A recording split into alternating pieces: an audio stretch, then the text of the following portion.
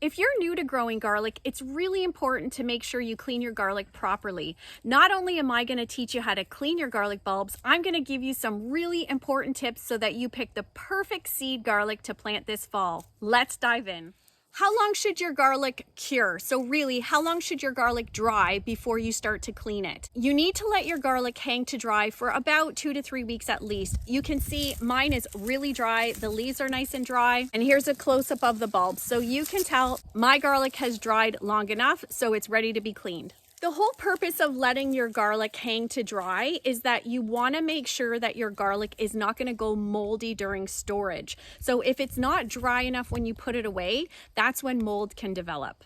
The cleaning process itself is not hard. So my garlic is in these little bunches. And all that I would do is I leave approximately, I would say a good finger length when I'm trimming it. So like say 2.5 inches.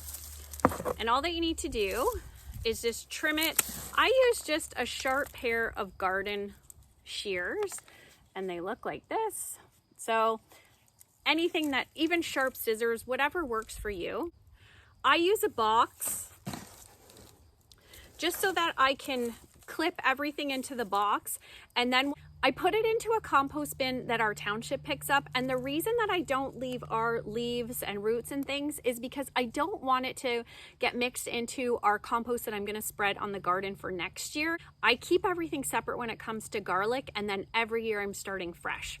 So all that you would do with your sharp scissors, as close as you can to the roots, you just want to trim this off.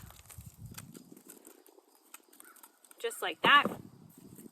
And then with the bulbs, people have asked before, well, do you wash them? And you don't. So all that you do, you just gently peel a layer of the skin off. Try not to peel too much off because you want to protect the bulb, and just watch your nails, because sometimes what happens is it almost feels kind of sharp if it just catches you under the fingernail. So you just want to peel just the first layer, if at all possible, off of your, there we go. And you get a beautiful clean bulb. I'll do a close up on the bottom here. You can see in here where you've trimmed the roots off, there is a little bit of dirt there. You can, if you want, clean that off. You can use a brush to clean it off. It's really not necessary, but you can just clean that as best as you possibly can, and that's what it's going to look like. Wear gloves maybe so that your hands don't look like mine. I'll put a link to the hand cream that I use in the description because my hands are always a disaster from doing this. Another really important thing to consider is, what are you going to store your garlic in? So you want to store it in something that allows the garlic to breathe. You can use a basket. Firewood bags work really great too. Anything that allows your garlic to breathe. I personally like using some sort of a bag, like a vegetable bag. What I do is I can hang this in a cool, dark place. It gives lots of great airflow in the bag, but then it also allows me to hang it instead of it sitting flat on the ground somewhere. It's just hanging from a nail on the wall. We hang our garlic in our basement, but it needs to be in a place that is not going to freeze. So for instance, we're in Ontario and we do have a root cellar, but I wouldn't put my garlic in our root cellar because I would be afraid it would freeze in there. So what we do is we just hang it in the basement, so it's cool there, but it doesn't freeze. And then that stores perfect for the winter.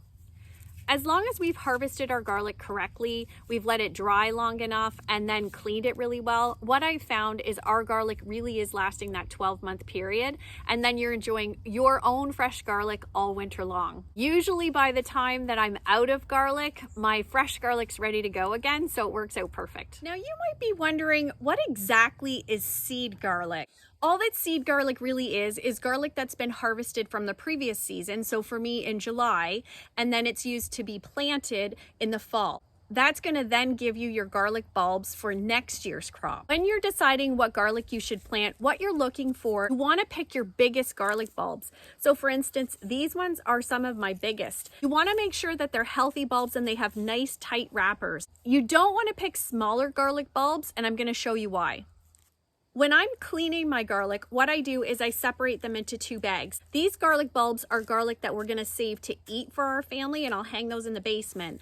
But these are the garlic bulbs that I'm going to plant in our garden. I want to show you the difference though when I separate them, what I'm looking for. So for instance, we'll just use 2. Look at the size difference and even the shape of these. So this particular garlic bulb has I don't know if you can see. Yes, you can. So look at the size of these individual garlic cloves. These ones are humongous. So what that means, when I pull this apart to plant it, and I will put a link to a video to show you exactly how you plant garlic, but what happens is when I separate this bulb to plant the individual cloves, that is going to produce big garlic bulbs next year. But if I use this particular garlic bulb, look at the shape difference. It's crooked. It doesn't have a nice straight stem, and it's a tiny bulb compared to that one.